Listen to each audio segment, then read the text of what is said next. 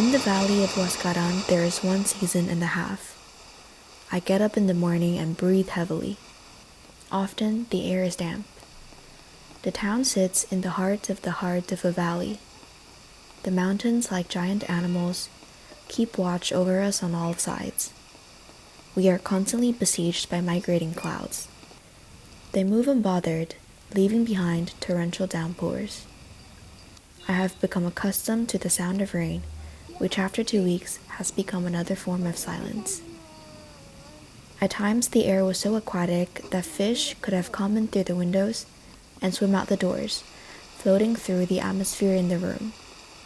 Before long, I have surrendered to the drowsiness caused by lunchtime papas and the unbearable humidity of siesta time.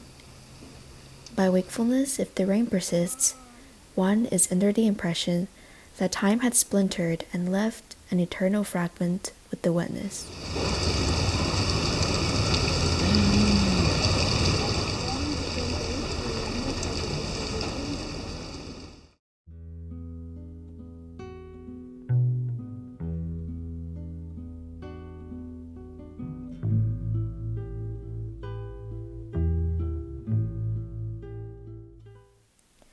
From behind, I watch her advance the hill with her bundle of fruit and clothing, dragging her feet and bent over by her years. It has been 1 month since color made its way back to her wardrobe. For the entire year prior, she dressed in all black, head to toe, observing the shadowy rites of her village which demand so following the loss of a male spouse. The first time that she put on again her leopard cape, she could not help a knot from forming in her heart and mist rising in front of her eyes. At that moment, she smelled once more the odor of lavender water on the hair of the shepherd's son, who came to collect her at her house to make her a queen.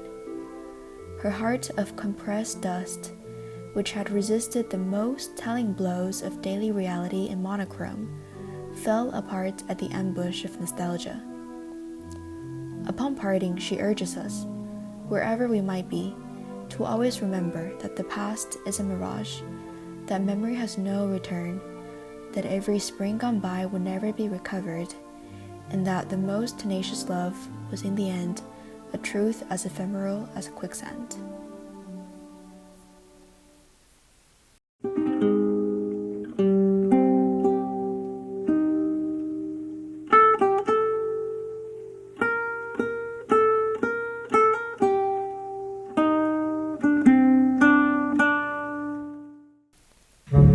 We rose before the sun and headed east. For the first few miles, the van ran through little villages dotted with rocks that seemed to have fallen from the sky, chunks of granite with no origin or context. Then we were in the mountains proper. There were the parents of the orphan rocks we had just passed. The road became so bumpy that the top of our heads made frequent contact with the roof of the van. At last, the van parked in front of a gate, which we climbed over to start trekking. All around us, the mountains dropped straight down, and in the depth or on the cliff sides, we observed prehistoric rocks that appeared different colors in the sun as it fled westward. Slowly, as we ascend to the level of clouds, the bone-piercing coldness brings hallucinations. It does not give us a break, absorbing all of our attention. We cease to talk, language gets reduced to a few words, a few grunts, and then to mere breath. The trail was getting steeper and the air thinner than ever. Then, with no ado, the mountain takes us into its womb. A body of water, pure turquoise, presents itself in front of us. All we had to do was slow our steps and let our eyes grow accustomed to the mist, and then the view of the lake was startling. It instantly cleared away any remnants of fatigue or altitude sickness or other ailments, the nervous system having no choice but to surrender unconditionally to such a picture. Even one's own imagination, usually so fertile, is silent before it.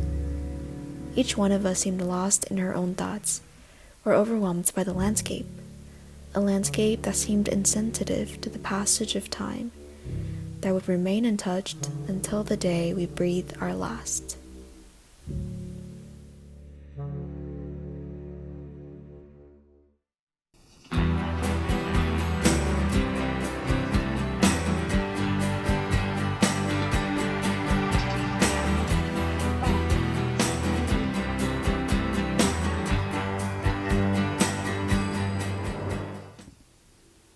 Margarita was the only woman in Tinco who you never see with a hat on. Amongst the villagers, she bears the reputation of being an upright woman, straight spine and head high, talking a mile a minute. A person who cuts to the chase and never pretends to reconcile the irreconcilable. I was intrigued by her immunity to the boat sun, beating down mercilessly on hatless heads. Think of it as an act of martyrdom for a past love, she told me. In 1978, at a summer night showing of Cuentos y Morales, among the spectators, a man and a woman sat together by chance. They hadn't known each other.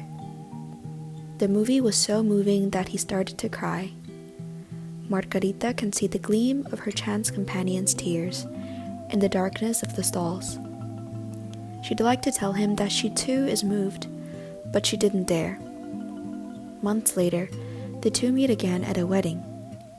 When she notices him, she doesn't think twice before speaking to him. It's the start of an intense clandestine romance.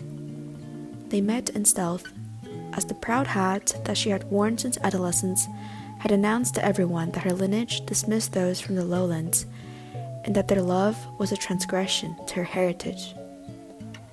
It's a very sad story. With time, her parents managed to separate her from him and from themselves. They put an end to a love affair which was still beating strongly in her heart. She hasn't worn her hat since. She says, "There's nothing worse than leaving someone you still love. That wound is never cured, or in this case, it has taken 50 years.